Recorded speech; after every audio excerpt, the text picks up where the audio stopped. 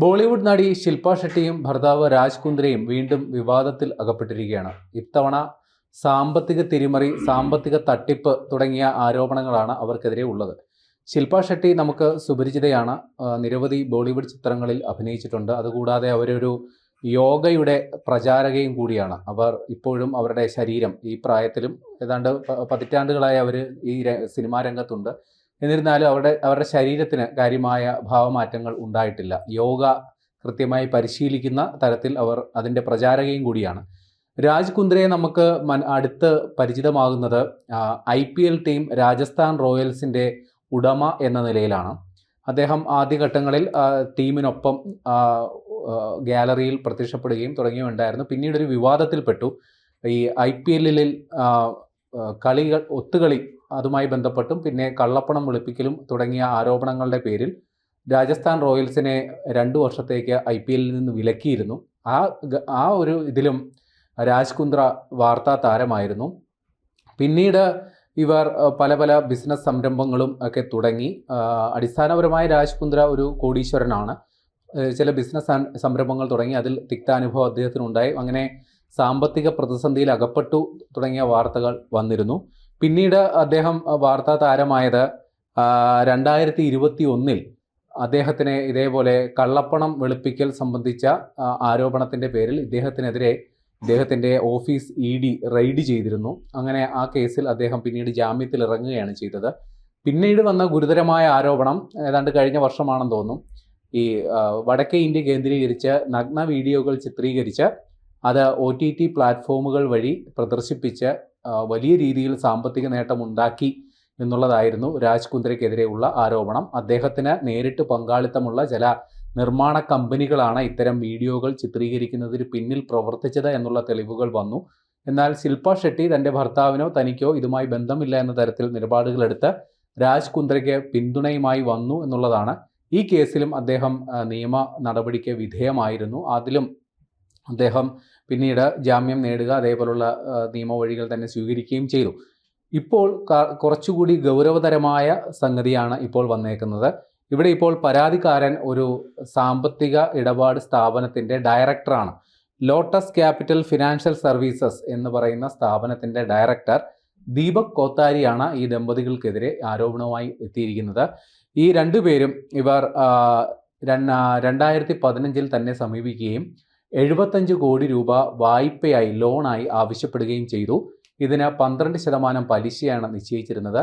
പിന്നീട് ഇത് ലോണിന് പകരം തങ്ങളുടെ സ്ഥാപനമായ best deal TV private limited, നമ്മുടെ നാട്ടിൽ ഇപ്പോൾ പരിചിതമാണല്ലോ, TV ചാനലുകൾ വഴി ഓരോ ഉൽപ്പന്നങ്ങൾ വിൽക്കാനായിട്ട് നമ്മുടെ നാട്ടിലും മലയാളത്തിലും അത്തരം TV ചാനലുകൾ ഉണ്ട്. അപ്പോൾ അത്തരത്തിൽ ഒരു best deal TV private limited എന്ന് പറയുന്ന ഒരു മാർക്കറ്റിംഗ് TV ചാനൽ ആയിരുന്നു ഈ രണ്ടുപേരും കൂടി നടത്തിയിരുന്നത്. ഇതിലേക്ക് നിക്ഷേപം എന്ന നിലയിൽ ഈ തുക നൽകണം. അതിന് കൃത്യസമയത്ത് ആ പണം തിരിച്ചു നൽകും. അതോടൊപ്പം തന്നെ വലിയ രീതിയിലുള്ള ലാഭവിഹിതവും ഇതിൽ കൊടുക്കാം എന്നുള്ളതായിരുന്നു ഇവർ തമ്മിലുള്ള ധാരണ. ഇത് പ്രകാരം 2015 ഏപ്രിലിൽ ഈ പറയുന്ന ദീപക് കോത്താരി 31.95 കോടി രൂപയും 2015 സെപ്റ്റംബറിൽ 28.53 കോടി രൂപയും കൈമാറി. ഇതോടൊപ്പം തന്നെ ഈ സ്റ്റാമ്പ് ഡ്യൂട്ടി ആയിട്ട് വീണ്ടും ലക്ഷങ്ങൾ ഇയാൾക്ക് ചെലവായിട്ടുണ്ട്. അങ്ങനെ മൊത്തം 60 കോടിയോളം രൂപ രാജ് കുന്ദ്രയും ശില്പ ഷെട്ടിയും കൈപ്പറ്റി എന്നുള്ളതാണ് ദീപക് കോത്താരിയുടെ പരാതിയിലുള്ളത്.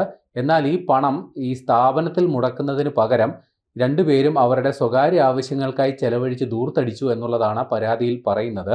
ഈ പരാതി പ്രകാരം മുംബൈയിലെ പോലീസ്, അവരുടെ സാമ്പത്തിക കുറ്റകൃത്യങ്ങൾ അന്വേഷിക്കുന്ന വിഭാഗം ഈ പരാതി സ്വീകരിക്കുകയും ആ പരാതിയുടെ പ്രാഥമിക പരിശോധനയിൽ കഴമ്പുണ്ട് എന്ന് കണ്ടെത്തിയതിനെ തുടർന്ന് FIR ഫയൽ ചെയ്യുകയും ചെയ്തിട്ടുണ്ട്. എന്നാൽ ശില്പ ഷെട്ടിയും അവരുടെ ഭർത്താവ് രാജ് കുന്ദ്രയും ഈ പരാതി നിഷേധിക്കുകയാണ്. ഇവർ പറയുന്നത് ഈ പരാതി അത് അടിസ്ഥാനരഹിതമായ ഒരു പരാതിയാണ്. ഇത്തരത്തിലുള്ളൊരു സാമ്പത്തിക കുറ്റകൃത്യം ഞങ്ങൾ ചെയ്തിട്ടില്ല എന്ന് വാദം പറയുന്നു. അതോടൊപ്പം തന്നെ ഇതിന് അടിസ്ഥാനപരമായ കാരണങ്ങൾ കെട്ടിച്ചമച്ചതാണ്. തങ്ങളെ തേജോവധം ചെയ്യുക, കരിവാരി തേക്കാൻ ലക്ഷ്യമിട്ടുകൊണ്ട് നടത്തിയ ഒരു പരാതിയാണ് എന്നുള്ളതാണ് ഇവരുടെ വാദം. എന്നാൽ ഇത്തരത്തിൽ ഒരു പരാതിയിൽ പറയുന്നത് താൻ നേരിട്ട് പലതവണ ഈ ശില്പ ഷെട്ടിയോടും ഭർത്താവിനോടും ഈ തുക സംബന്ധിച്ച് ആവശ്യപ്പെട്ട് വന്നെങ്കിലും തൃപ്തികരമായ ഒരു മറുപടിയും തന്നില്ല. പിന്നീട് പണം പോലും തിരികെ കിട്ടാത്ത, താൻ ഫോൺ വിളിച്ചാൽ എടുക്കാത്ത തരത്തിലുള്ളൊരു നിലപാടാണ് രണ്ടുപേരും എടുത്തത് എന്നുള്ളതാണ് ഇയാളുടെ പരാതിയിൽ പറയുന്നത്. എന്നാൽ ശില്പ ഷെട്ടിയുടെയും രാജ് കുന്ദ്രയുടെയും അഭിഭാഷകൻ ഇക്കാര്യത്തിൽ അവരുടെ നിലപാട് വ്യക്തമാക്കുകയാണ്. 2014 നാഷണൽ കമ്പനി ലോ ട്രിബ്യൂണലിൽ ഈ പരാതി വന്നതാണ്. ആ പരാതി അവിടെ വെച്ച് സെറ്റിൽ ചെയ്തതാണ് എന്നുള്ളതാണ് അഭിഭാഷകന്റെ വാദം.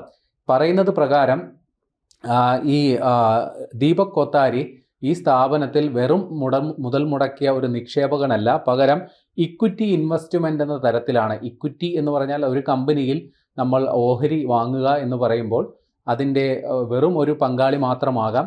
ഇക്വിറ്റി ഓണർഷിപ്പാണ് വാങ്ങുന്നതെങ്കിൽ നമുക്കതിൻ്റെ ഉടമസ്ഥാവകാശവും കൂടി കിട്ടുന്നു. ഒരു നിക്ഷേപകൻ എന്നതിലുപരി ഒരു ഉടമസ്ഥൻ എന്ന പരിഗണന ഇക്വിറ്റി ഷെയർ ഹോൾഡർക്ക് കിട്ടും. അപ്പോൾ അത്തരത്തിൽ ഒരു പങ്കാളിയാകുമ്പോൾ അതിലുണ്ടാകുന്ന നഷ്ടസാധ്യതകൾ അതുകൂടി നമ്മുടെ ഭാഗമാകുന്നു. ഒരു നിക്ഷേപം നടത്തി അതിൽ നിന്ന് വിഹിതം പറ്റുക മാത്രമല്ല, ആ സ്ഥാപനത്തിൽ നഷ്ടമുണ്ടായാൽ അതും പേറാനുള്ള ഉത്തരവാദിത്തം ഇക്വിറ്റി ഷെയർ ഹോൾഡർക്കുണ്ട്. അപ്പോൾ ആ കമ്പനി സാമ്പത്തികമായി പരാജയപ്പെട്ട് ആ സ്ഥാപനം പിരിച്ചുവിട്ടാൽ അതിൻ്റെ വസ്തുവകകൾ വിറ്റതിന് ശേഷം എന്തെങ്കിലും മിച്ചം ഉണ്ടെങ്കിൽ മാത്രമേ ഇക്വിറ്റി ഷെയർ ഹോൾഡറിന് പണം കിട്ടൂ. അപ്പോൾ അത്തരത്തിൽ ഒരു ഇക്വിറ്റി ഷെയർ ഹോൾഡറാണ്, ഒരു ഇക്വിറ്റി ഇൻവെസ്റ്ററാണ് ദീപക് കൊത്താരി എന്നുള്ളതാണ് ഈ രാജ് കുന്ദ്രയുടെയും ശില്പ ഷെട്ടിയുടെയും അഭിഭാഷകന്റെ വാദം. നേരത്തെ ഈ പരാതി വന്നപ്പോൾ അവരുടെ ഓഡിറ്റിംഗ് റിപ്പോർട്ട് അടക്കം ഉള്ള കാര്യങ്ങൾ ഈ നാഷണൽ കമ്പനി ലോ ട്രിബ്യൂണലിൽ, അതായത് ഇത്തരത്തിൽ ഉള്ള നിക്ഷേപങ്ങൾ സംബന്ധിച്ച് ആക്ഷേപമുണ്ടെങ്കിൽ അത് പരിഹരിക്കാനുള്ള കോടതി വ്യവസ്ഥയാണ് ഈ ട്രിബ്യൂണൽ എന്ന് പറയുന്നത്. അവിടെ ഇത്തരത്തിലുള്ള രേഖകൾ അവർ യഥാസമയം സമർപ്പിക്കുകയും ഏതാണ്ട് 10-15 തവണ ഇത് സംബന്ധിച്ച് ഇവർ നേരിട്ട് ഹാജരായി വിശദീകരണം നൽകിയതാണ് എന്ന തരത്തിലാണ് അഭിഭാഷകൻ പറയുന്നത്. എന്നാൽ അത് മുഖവിലേക്ക് എടുത്തുകൊണ്ടല്ല ഇപ്പോൾ മുംബൈ പോലീസിൻ്റെ അന്വേഷണ വിഭാഗം, സാമ്പത്തിക കുറ്റകൃത്യ അന്വേഷണ വിഭാഗം ഈ കേസിൽ നടപടിയെടുത്തിരിക്കുന്നത്. അവർ FIR ഫയൽ ചെയ്തിരിക്കുന്നു. അതുപ്രകാരം അന്വേഷണം നടത്തി ഈ കുറ്റകൃത്യം നടത്തിയ അല്ലെങ്കിൽ ഇത്തരത്തിൽ തട്ടിപ്പ് നടത്തിയ ശില്പ ഷെട്ടിക്കും രാജ് കുന്ദ്രയ്ക്കുമെതിരെ പോലീസ് നടപടി ഉണ്ടാകും എന്ന് തന്നെ വേണം നമ്മൾ മനസ്സിലാക്കാൻ. ഇതിൽ ഈ രാജ് കുന്ദ്ര അദ്ദേഹം ഇത്തരത്തിൽ വിവാദങ്ങളിൽ പെടുന്നത് ഇതാദ്യമല്ല. ഞാൻ നേരത്തെ പറഞ്ഞതുപോലെ IPL ടീം അത് സ്വന്തമാക്കിയത് സംബന്ധിച്ച് അദ്ദേഹത്തിനെതിരെ ഗുരുതര ആരോപണമുണ്ട്. കള്ളപ്പണം വെളുപ്പിക്കലടക്കം ഒത്തുകളി ആരോപണം അടക്കം നേരിടുന്ന ഒരു വ്യക്തിയാണ്. അതിന് പിന്നാലെയാണ് ഇദ്ദേഹത്തിൻ്റെ ഓഫീസ് ED റെയ്ഡ് ചെയ്തത്. കള്ളപ്പണ ആരോപണ വിധേയനായതിനെ തുടർന്നാണ് പിന്നീട് 2021 ഇദ്ദേഹത്തിൻ്റെ ഓഫീസ് റെയ്ഡ് ചെയ്തത്. പിന്നെ നേരത്തെ പറഞ്ഞതുപോലെ നഗ്ന വീഡിയോകൾ ചിത്രീകരിച്ച് പ്രദർശിപ്പിച്ച് ഏറിയ പങ്കും അത് ഈ വടക്കേ ഇന്ത്യയിലെ ഈ ചേരി പ്രദേശങ്ങളിലും മറ്റുമുള്ള ലൈംഗിക തൊഴിലാളികളെ തുച്ഛമായ പ്രതിഫലം വാഗ്ദാനം ചെയ്ത് അല്ലെങ്കിൽ അത്തരത്തിൽ അവരെ പറഞ്ഞു പറ്റിച്ച് ഇത്തരം വീഡിയോകളിൽ അഭിനയിപ്പിച്ച് ലക്ഷങ്ങൾ സമ്പാദിച്ചു എന്നുള്ള ആരോപണവും ഇദ്ദേഹത്തിനെതിരെ ഉണ്ട്. അപ്പോൾ ഇദ്ദേഹത്തിൻ്റെ ട്രാക്ക് റെക്കോർഡ് നോക്കുമ്പോൾ അത്ര പന്തിയല്ലാത്ത ഒരു ട്രാക്ക് റെക്കോർഡാണ് ഇദ്ദേഹത്തിനുള്ളത്. അതുകൊണ്ട് തന്നെ ഈ കേസിലും നമ്മൾ ഇദ്ദേഹത്തിന് അത്ര കൈകൾ ശുദ്ധമല്ല എന്ന് തന്നെ വേണം ഈ ഘട്ടത്തിൽ കരുതാൻ. കൂടുതൽ വാർത്തകളും വിശേഷങ്ങളും നിങ്ങളിലേക്ക് എത്താൻ ABC മലയാളം സബ്സ്ക്രൈബ് ചെയ്യുക, ബെൽ ബട്ടണും അമർത്തുക.